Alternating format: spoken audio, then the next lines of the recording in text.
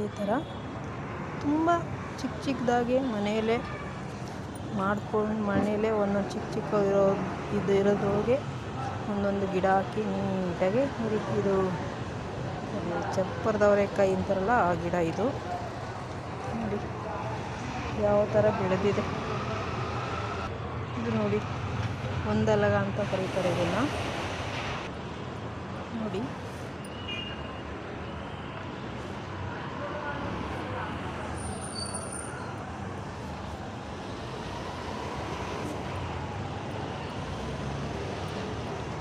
ಸುಮ್ಮನೆ ವೇಸ್ಟ್ ಆಗಿರೋ ಬಕೆಟ್ಗಳಿಗೆ ಒಂದೊಂದು ಹಾಕಿಬಿಟ್ರೆ ತುಂಬ ಚೆನ್ನಾಗಿ ಬೆಳೀತವೆ.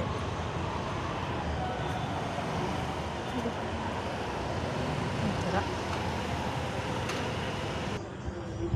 ಮನೆ ಮುಂದೆ ಒಂದು ತುಳಸಿ ಗಿಡ, ಒಂದು ಮನಿ ಪ್ಲ್ಯಾಂಟ್ ನೋಡಿ ಈ ಥರ ಇದೆ. ತುಂಬ ಚೆನ್ನಾಗಿ ಬಂದಿದೆ.